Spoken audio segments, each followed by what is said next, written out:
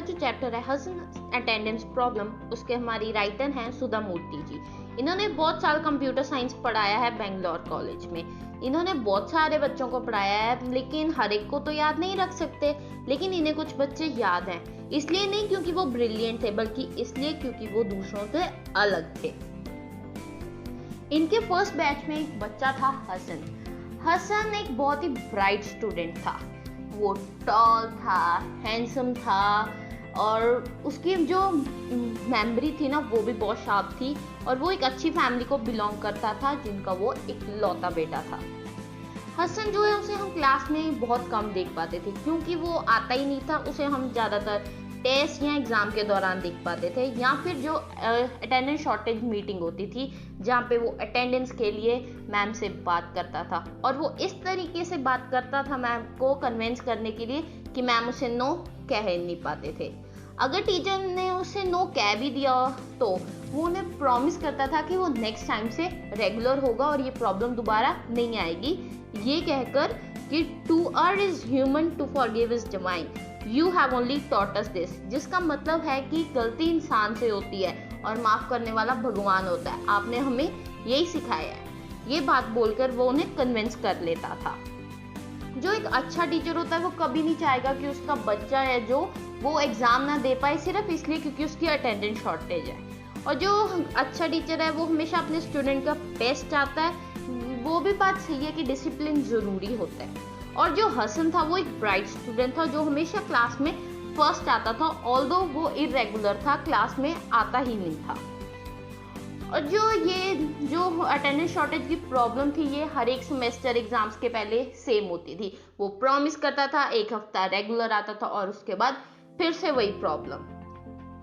हर एक बार उसे बहुत सारी वार्निंग्स दी गई, लेकिन उसमें कोई चेंज नहीं आया। हर एक बार उसके पास एक नया और जेन्युइन रीजन होता था, जिसके कारण मैम हमेशा उसका बात सुन लेते। फाइनली टीचर टायर्ड हो जाते हैं उससे और उसके पेरेंट्स को फ़ोन कर देते हैं।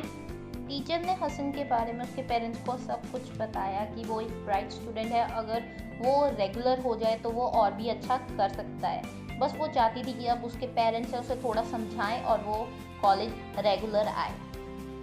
और जो हसन के फादर थे वो एक बहुत बिजी पर्सन थे, और जिन्होंने टीचर की बात को सीरियसली लिया ही नहीं। उन्होंने उन्हें बोला कि जितनी देर तक वो अच्छा कर रहे हैं मेरे लिए सब कुछ ठीक है। और एक एज के बाद जो बच्चे होते हैं वो अपने पेरेंट्स की बात सुनना बंद कर देते हैं। लेकिन जो हसन के मदर थे उनकी आंखों में टीयर्स थे। उन्होंने उन टीचर को सब कुछ बताया उसकी लेट नाइट एक्टिविटीज़ के बारे में, कि वो रात भर तक चैटिंग करता रहता है, पार्टीज करता रहता है, जिसके कारण वो सुबह लेट उठता है, और लेट उठने के बाद वो कैसे कॉलेज आ पाएगा। तो मीटिंग ऐसे ही बिना किसी नतीजे के ख़त्म हो जाती है, क्योंकि जो वो पेरेंट्स है वो खुद में ही आर्ग्यूमेंट करना शुरू कर देते हैं। वो दोनों एक दूसरे को ब्लेम कर रहे होते हैं। जो उसके मदर है उसके फादर को बोलते हैं आपको उससे मैन टू मैन बात करनी चाहिए और उसे समझाना चाहिए। वहीं उसके जो फादर हैं उसे बोल रहे होते हैं कि आप उसके साथ ज़्यादा टाइम स्पेंड करते हो, आप उसके मदर हो, आप उसकी इस बिहेवियर के आप जिम्मेवार हो, आपको उससे बात करनी चाहिए। और ऐसे ही मीटिंग एंड हो जाती है और हसन की वही सेम हैबिट्स कंटिन्यू होती हैं, और ऐसे ही उसने वो कोर्स पास आउट कर देता है। फिर जब कोर्स पास आउट करने के बाद वो अपने टीचर से मिलता है और उन्हें थैंक यू बोलता है, और उन्हें बोलता है कि आप बहुत काइंड हार्टेड हैं, आपने मेरी अटेंडेंस कंप्लीट की है कई बार, और वो होप करते हैं कि वो दोबारा मिले। ऐसे ही टाइम पास होता जाता है, लेकिन टीचर और हसन फिर नहीं मिलते, और टीचर धीरे धीरे सब कुछ भूल जाती हैं।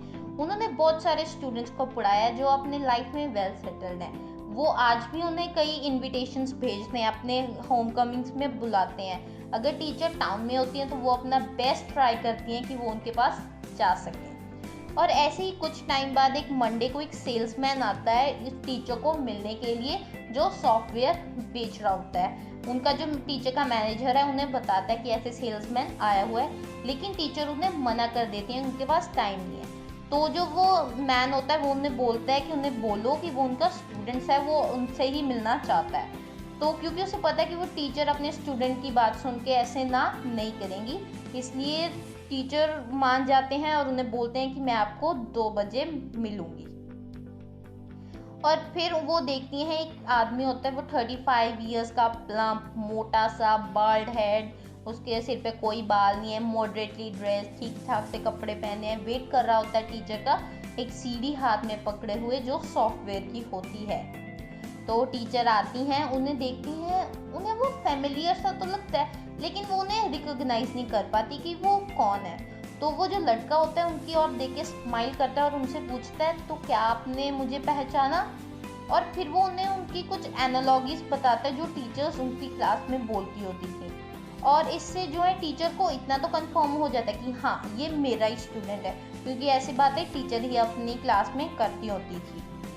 तो वो उन्हें फिर भी याद नहीं आता, तो वो उन्हें लड़का बोलता है कि मैं आपका परफेक्चुअल लेट कमर था, मतलब कि मैं आपकी क्लास में हर बार लेट आता था, इरेगुलर स्टूडेंट था आपका। तो तभी टीचर को याद आ जाता है कि हाँ वहाँ पे कॉइन ड्रॉप हो गया, यस, कि ये तो वही हसन है, इरेगुलर स्टूडेंट मेरी क्लास का। तो टीचर वो टीचर से बोलता है कि मुझे आपके कई लेसन्स याद हैं। तो टीचर उससे बोलते हैं कौन सा, जावा का, जावा स्क्रिप्ट, पाइथन कौन सा? तो वो बोलता है मैम ये नहीं, मुझे आपके मोरल लेसन्स याद हैं।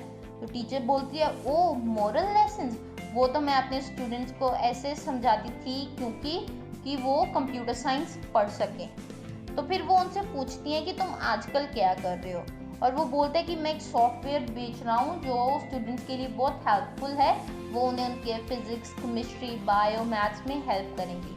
और मैं आपके पास इसलिए आया हूँ क्योंकि मुझे लगता है कि आप इसे देखेंगी और समझेंगी कि ये स्टूडेंट के लिए वाकई बहुत हेल्पफुल है और आप इसे खरीद भी लेंगी। ऐसे वो उन्हें कन्विंस करने की कोशिश करता है और उसको सब बताता है उस सॉफ्टवेयर के बारे में। तो फिर वो टीचर उससे पूछती है कि तुमने इतने साल पहले अपनी लाइफ में क्या किया, क्योंकि जो उसके और क्लासमेट्स थे वो तो सभी अच्छी अच्छी पोजीशंस पे थे और वो एक ब्राइट स्टूडेंट था और उससे टीचर को कुछ ज़्यादा अच्छा करने की उम्मीद थी। तो टीचर को लग रहा था कि हाँ ये वेल सेटल्ड होगा अपनी लाइफ में, इसकी लाइफ में सब अच्छा चल रहा होगा और जो बच्चे क्लासमेट्स थे इसके उनसे भी बेटर। तो उन्हें सारी स्टोरी बताता है कि कैसे वो कॉलेज में इरेगुलर होता था, वही हैबिट्स उसकी कॉलेज के बाद भी रही। ऐसी वो अपने ऑफिस में लेट जाता था, कलीग्स के साथ फाइट्स होती थी, उसका शॉर्ट टेम्पर हो गया था जिस कारण उसे जॉब से निकाल देते थे।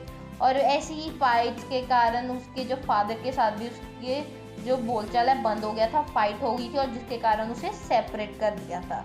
और इसी लेजीनेस और इररिस्पॉन्सिबल बिहेवियर के कारण उसे आज सॉफ्टवेयर बेचना पड़ रहा था, क्योंकि उसके पास कोई जॉब नहीं थी और वो पेरेंट्स से भी अलग हो गया था। और फिर वो बताते कि वो क्लास में अच्छी रैंक कैसे लाता था। तो बोलते कि क्लास में रैंक आने के लिए मैं एक दिन पहले क्लास से गेस करके जो इम्पोर्टेंट चीज़ें होती थी सिर्फ वही पढ़ लेता था और मेरे अच्छे मार्क्स आ जाते थे। और मैं तब ये मानता था कि जो ये हार्डवर्क करते हैं जो बच्चे, वो नर्ड्स हैं, ये सिर्फ अपना टाइम वेस्ट कर रहे हैं, बल्कि मैं एक दिन में सब कुछ करके उनसे भी अच्छे मार्क्स लेके आ रहा हूँ। तो ये सब वो उन्हें बताता है। और ये सुनने के बाद जो टीचर को बहुत बुरा लगता है कि ऐसा बच्चा जो इतना ब्राइट स्टूडेंट था इसकी ये हालत है, तो फिर वो उसे थोड़ा मोटिवेट करती हैं। उन्हें बोलती हैं कि देखो तुम्हें सब पता है कि तुम में क्या हैबिट्स हैं बुरी, तो तुम इन्हें चेंज कर सकते हो, हैबिट्स हम चेंज कर सकते हैं, ये ठीक है टाइम लगेगा लेकिन तुम्हें पता है तुम कर लोगे। उसे मोटिवेट करती हैं, उसे होप देती हैं, उसे समझाती हैं। और ये बात सुन के हसन थोड़ा सा मोटिवेट हो जाता है, उसकी आंखों में चमक आ जाती है ये बात सुन के, और वो प्रॉमिस करता है कि हाँ मैं अब अपना बेस्ट दूंगा। और ऐसे फिर वो टीचर से बोलती हैं तो ठीक है हम दोबारा मिलेंगे, पर इस टाइम ऐसे नहीं मिलेंगे, इस टाइम तुम और इससे हैप्पी और सक्सेसफुल बन के मुझे मिलना, ऐसे नहीं मिलेंगे। तो ऐसे ही जो हसन और Hassan's attendance problem chapter complete. Thank you.